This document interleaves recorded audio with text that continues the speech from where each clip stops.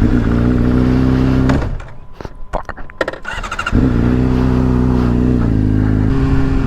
morning, YouTube, or whenever you are watching this video. Today we're doing a chain and sprocket kit on the CBR. Right now I have the current OEM setup, but we're changing to a down tooth in the front. I'm sorry, one up tooth in the front, down two in the rear. Right now I have the current OEM setup on it right now. I just want to do a quick pull test. It is a Vortex set. It's got an aluminum rear sprocket, so it should be a little bit lighter when it comes to circular rotation and physics and whatnot. We're just going to do a second gear pull and a third gear pull. Maybe you might notice a difference in the YouTube video, maybe not, but we're just going to do a quick pull. We'll get back into the garage, change the sprocket, and then we'll get back into the road, and I'll give you guys my kind of opinions, thoughts, and see where we go from there. On a side note, I am going to a track day coming up soon. It's actually in I think just under a month, right? Yeah, it's I'm going to the Carolina Motorsports Parkway on October 15th. N2 is hosting a track day that day, so I'm gonna be recording, getting some good footage in, hopefully. All right, let's do the second gear pull, starting at 30 miles per hour.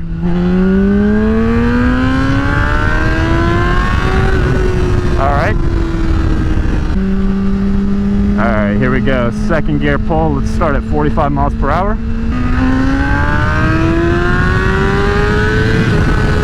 All right, let's do third gear. We'll start at, let's do maybe 55.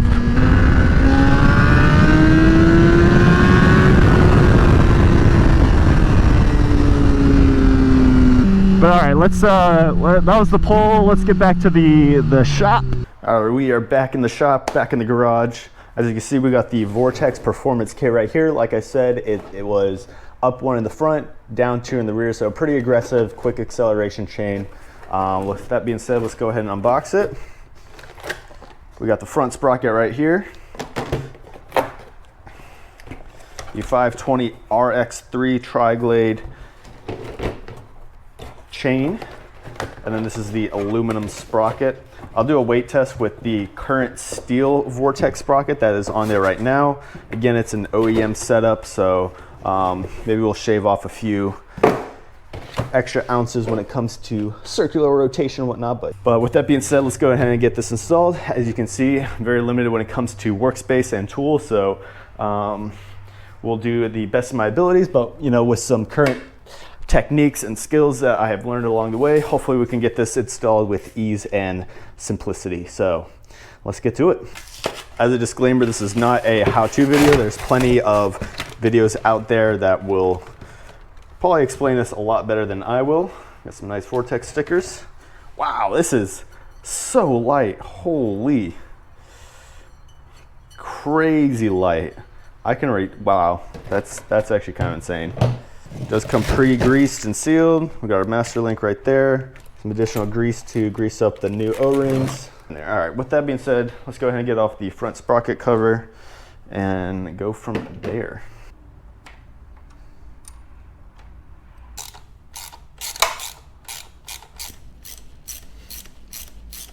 We got the front sprocket off. Next step is to remove the rear wheel. I'm gonna do a little bit different than how probably most videos are gonna do it. I do not have an impact drive that will take off this front sprocket with ease, so I'm gonna do a little bit of trick that I saw on YouTube, and hopefully it works out, but we'll go from there. So get this, everybody. I went to go get a new socket, right? Because I didn't have a socket correct size for it. I think I used my friend's the last time I did this. And I went to go check it, right? And I was just barely kind of like doing this, twisting it, and then I realized like, wait, what the fuck? It wasn't even torqued properly. It wasn't, I could undo it with my hand. So needless to say, I will not be taking my bike to the last shop that I got my wheels replaced, because I got my wheels put on maybe a month or two ago now, and it was just hand torqued on. So needless to say, I will not be going back to that place.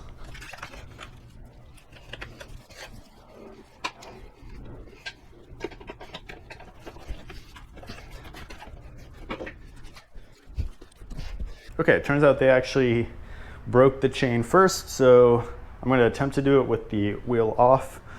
And if not, then I'll put the wheel back on for the time being and then brake it. But I think we'll be fine braking it without the wheel on it. So let's get to it. And I am using the Motion Pro chain tool. There we go. Got the plate off. There we go. Got the chain broken down. All right. With the chain off, we're gonna pull this tight just a little bit.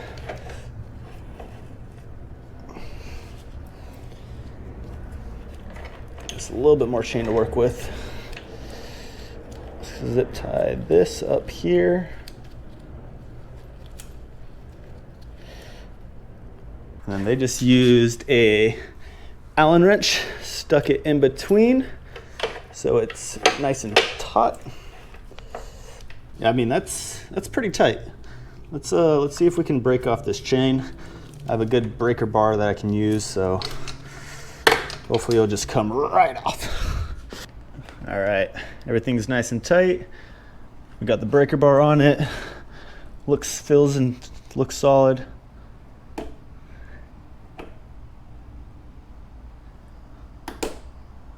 Okay, hold on.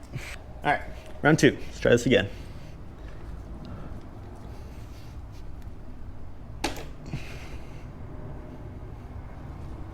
All right, I'm getting okay, back in place. There we go. All right, let's get this front sprocket put back on, well, a new one at least. So this Vortex logo should be facing outward. All right, as you can see, we got the new front sprocket hand tightened down for right now. Let's go over to the wheel. We're gonna get the new sprocket put on it right now. And let's do also a weight test, see how much lighter the aluminum sprocket is compared to the steel sprocket.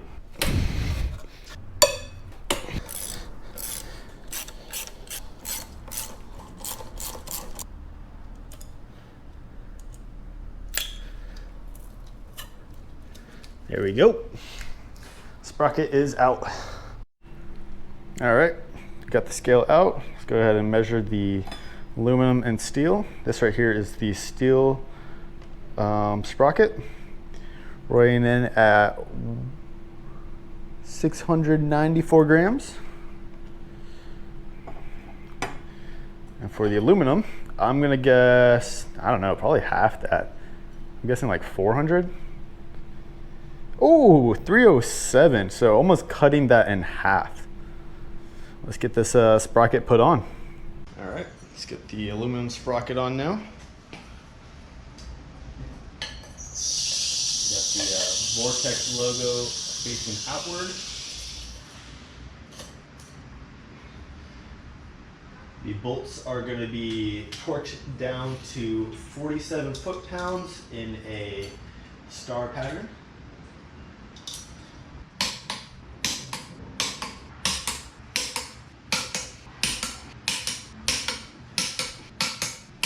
All right, so don't do my mistake. Make sure to actually put on the rear brake caliper on the rear wheel when you install it. Yeah, that was kind of a pain in the ass to do, so I did not film that obviously. But we got it all figured out, got it all fixed. Let's get the chain installed and up and running. Then we'll torque down the front sprocket, then we'll torque down the rear sprocket, or rear axle nut, I should say. And that should just be about it.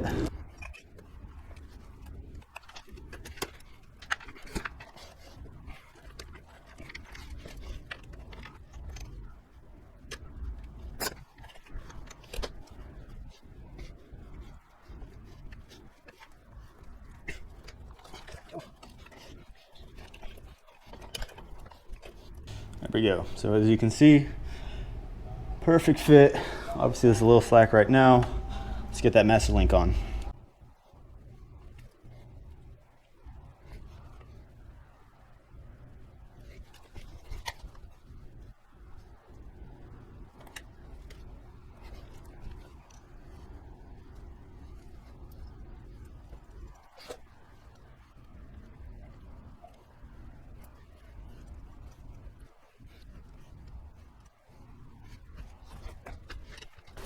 Okay, as you can see, we got it lined up and ready to get pressed on for the plate.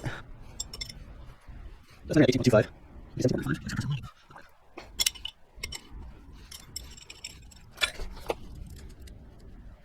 21.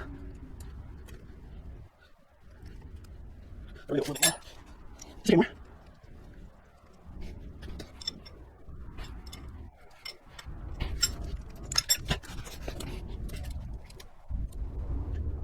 Slightly more than less than it was. Yeah, that's it.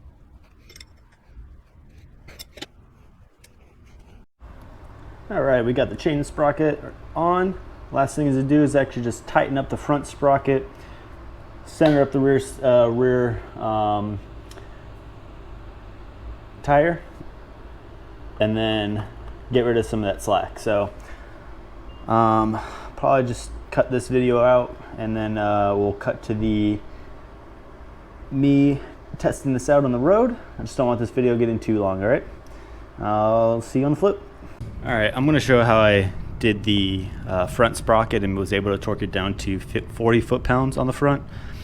Essentially, I just wrapped the breaker bar around in a towel, shoved it through the swing arm and the rear wheel, and was able to lock it in place so I can actually torque down that front sprocket. So that's kind of how I did my setup for that, and it worked. All right, we finally got everything put back together. The front cover is on, the shifter is on, the chain slack is properly set to scale. We got the rear wheel on properly. Got that bolt put on together. Somehow I am missing that bolt, so yeah, don't know what I'm gonna do with that. That really fucking sucks, but nonetheless, let's take it out for a spin. I might just jerry rig some like bolt for that one, and then we'll call it good. But yeah, let's take her out for a spin. We're gonna get out to the main road, and then I'll do again the same pull, second gear in 45 miles per hour, and then third gear going 55 miles per hour. All right, here we go. 45, second gear, roll on. Holy shit! Holy shit, I accidentally I popped the wheelie by accident. Like a baby one, but fuck. Hold on, I kinda wanna do that one again. Fucking A. Okay. Very noticeable difference just based off that. Alright, here we go. Round 2, second gear. Let's do another pull. Yeah, no, that's definitely a lot different. Oh yeah, alright. Alright, 55, third gear.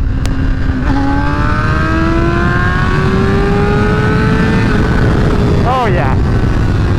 Oh yeah. Oh my god. Alright guys, if you liked the video, this was probably going to be a longer one. I know it's going to take me a while to edit. If you like the content, what you saw, and kind of, you know, this is the type of content that you like, feel free to hit that subscribe button. Feel free to hit that like button. With that being said, enjoy the rest of the evening, enjoy the night. Enjoy whatever time you're watching this at. First impressions, I would definitely recommend it. For a 600, I think it's a little bit better to get a little bit more torque in the lower end, and can use that, you know, a little bit better on the streets, right? So with that being said, hope you enjoy the rest of your day, and have a good one.